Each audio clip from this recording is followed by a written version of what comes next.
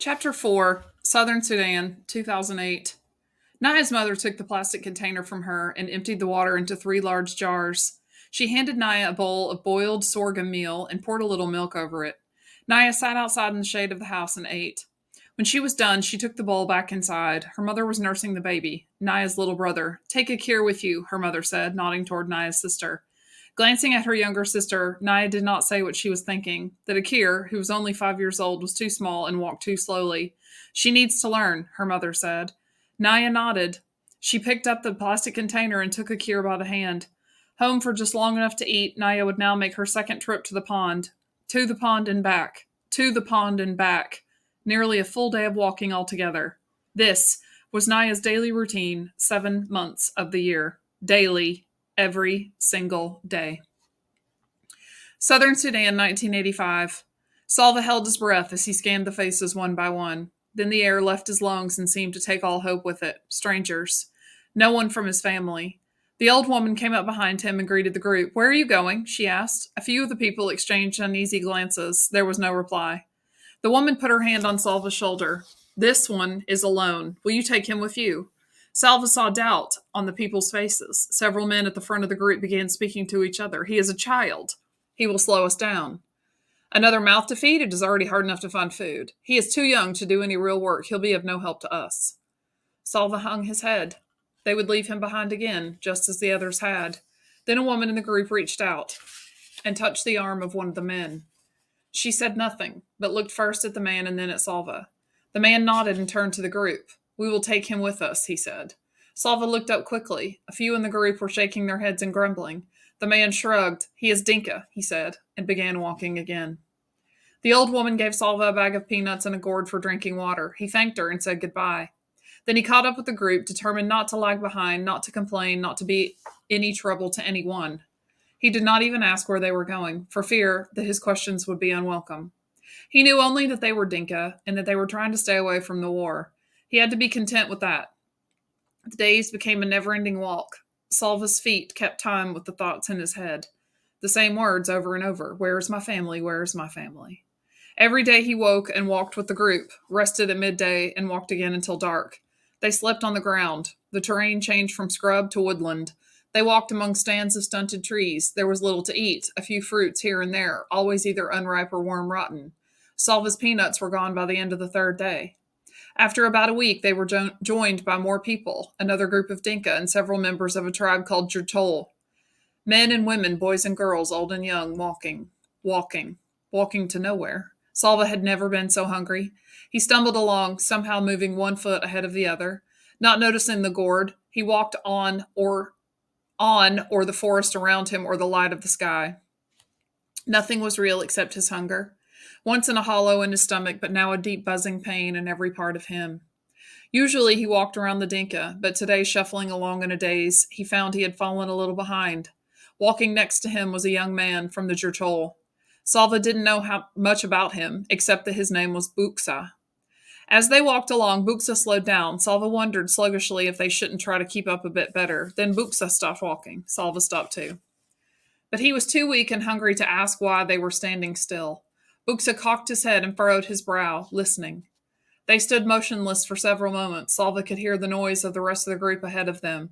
A few faint voices, birds calling somewhere in the trees. He strained his ears. What was it? Jet planes? Bombs? Was the gunfire getting closer instead of farther away? Salva's fear began to grow until it was even stronger than his hunger. Then, a slow smile spread over Buksa's face. There, you hear? Salva frowned and shook his head. Yes, there it is again. Come. Buksa began walking very quickly. Salva struggled to keep up. Twice, Buksa paused to listen, then kept going even faster. What? Salva started to ask. Buksa stopped abruptly in front of a very large tree. Yes, he said. Now, go call the others. By now, Salva had caught the feeling of excitement. But what should I tell them? The bird, the one I was listening to. He led me right here. Buksa's smile was even bigger now. You see that? He pointed up at the branches of the tree. Beehive, a fine, large one. Salva hurried off to call the rest of the group. He had heard of this, that the Jurtol could follow the call of the bird called the honey guide, but he had never seen it done before. Honey! This night, they would feast. Chapter 5, Southern Sudan, 2008. There was a big lake 3 days' walk from Naya's village. Every year, when the rain stopped and the pond near the village dried up, Naya's family moved from their home to a camp near the big lake. Naya's family did not live by the lake all year round because of the fighting. Her tribe, the Nuer, often fought with the rival Dinka tribe over the land surrounding the lake. Men and boys were hurt and even killed when the two groups clashed. So Naya and the rest of her village lived at the lake only during the 5 months of the dry season, when both tribes were so busy struggling for survival that the fighting occurred far less often. Like the pond back home, the lake was dried up, but because it was much bigger than the pond, the clay of the lake bed still held water. Naya's job at the lake camp was the same as at home, to fetch water. With her hand, she would dig a hole in the damp clay of the lake bed. She kept digging, scooping out handfuls of clay until the hole was as deep as her arm was long. The clay got wetter as she dug, until at last water began to seep into the bottom of the hole. The water that filled the hole was filthy, more mud than liquid. It seeped in so slowly that it took a long time to collect even a few gourds full. Naya would crouch by the hole, waiting for water, here, for hours at a time, and every day for 5 long months, until the rains came and she and her family could return home. Southern Sudan, 1985. Salva's eye was swollen shut. Buxa's forearms were lumpy and raw. A friend of Buxa's had a fat lip. They all looked as though they had been in a terrible fistfight. But their injuries weren't bruises. They were bee stings. A fire had been started under the tree to smoke the bees out of the hive and make them sleepy. But as Buxa and the other Jertol men were removing the hive from the tree, the bees woke up and were not at all happy to discover that their home was being taken away. They expressed their unhappiness very clearly by buzzing, swarming, and stinging a lot. It was worth it, Salva thought as he touched his eye gingerly. His belly was a rounded lump stumped full of honey and beeswax. Nothing had ever tasted so good as those pieces of honeycomb dripping with rich, luscious gold sweetness. Along with everyone else in the group, he had eaten as much as he could hold, and then a little more. All around him, people were licking their fingers in great satisfaction, except for one Dinka man who had been stung on his tongue. It was swollen so badly that he could not close his mouth. He could hardly swallow. Salva felt very sorry for him. The poor man couldn't even enjoy the honey. The walking seemed easier now that Salva had something in his belly. He had managed to save one last piece of honeycomb and had wrapped it carefully in a leaf. By the end of the next day, all the honey was gone, but Salva kept the beeswax in his mouth and chewed it for the memory of sweetness. The group got a little bigger with each passing day. More people joined them, people who had been walking alone or in little clusters of 2 or 3. Salva made it a habit to survey the whole group every morning and evening, searching for his family. But they were never among the newcomers. One evening, a few weeks after Salva had joined the group, he made his usual walk around the fireside, scanning every face in the hope of seeing a familiar one. Then, ouch! Salva almost lost his footing as the ground underneath him seemed to move.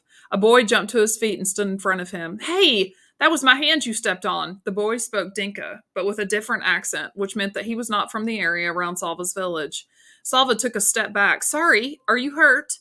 The boy opened and closed his hand a few times, then shrugged. "It's all right, but you really should watch where you're going." Sorry, Salva repeated. After a moment's silence, he turned away and began searching the crowd again. The boy was still looking at him. "Your family?" he asked. Salva shook his head. "Me too," the boy said. He sighed, and Salva heard that sigh all the way to his heart. Their eyes met. "I'm Salva. I'm Marielle." It was good to make a friend. Marielle was the same age as Salva. They were almost the same height. When they walked side by side, their strides were exactly the same length, and the next morning they began walking together. "Do you know where we're going?" Salva asked. Marielle tilted his head up and put his hand on his brow to shade his eyes from the rising sun. "East," he said, wisely. "We are walking into the morning sun." Salva rolled his eyes.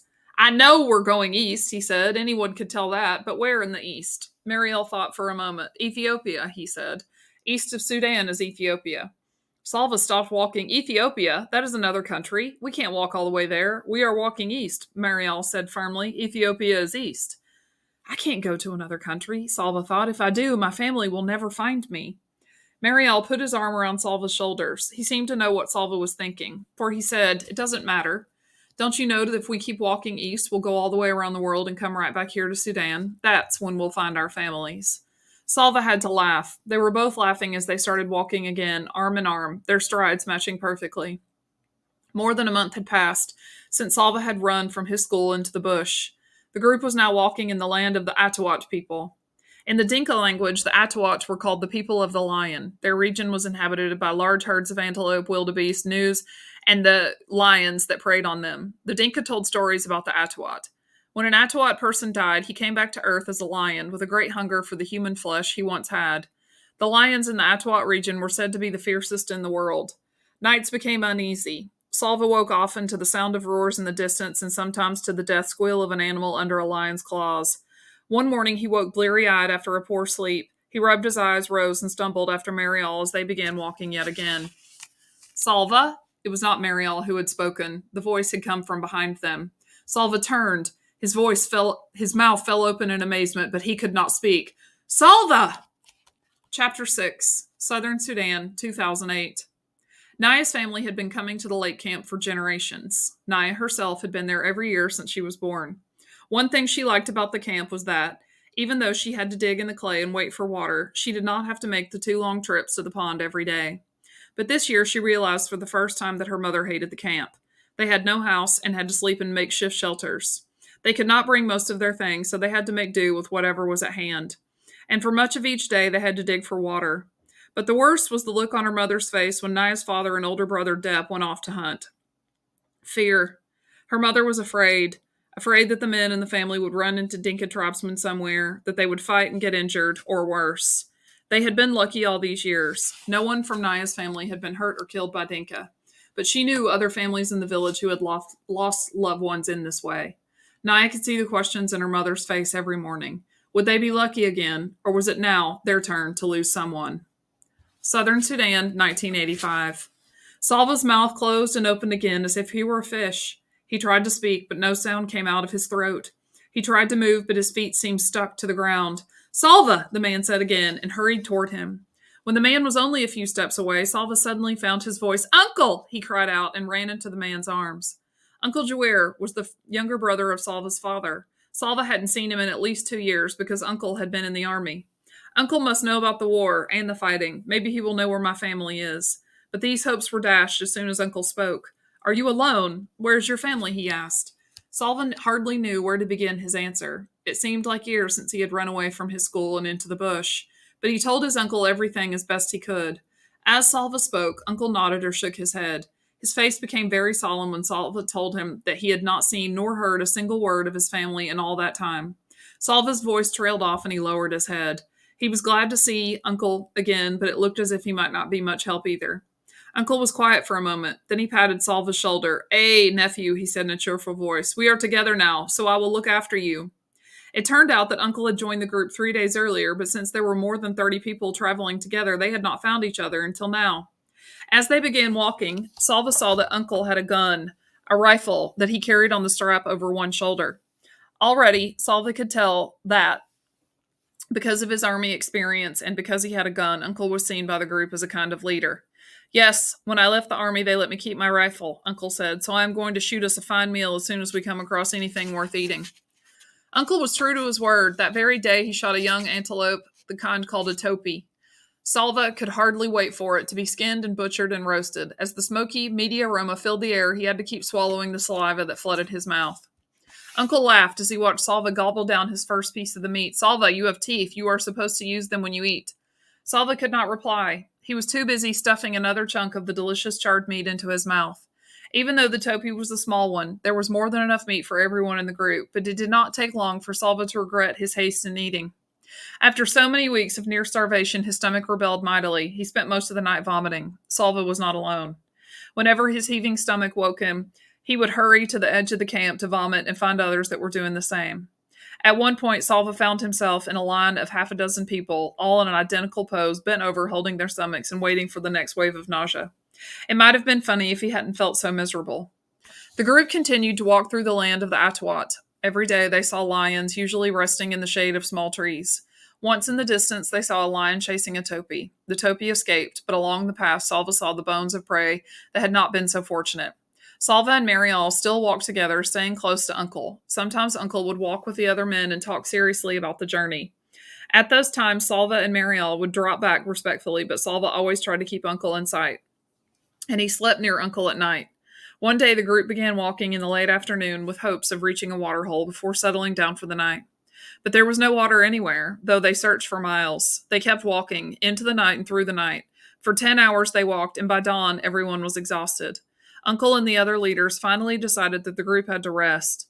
Salva took 2 steps off the path and fell asleep almost before he lay down.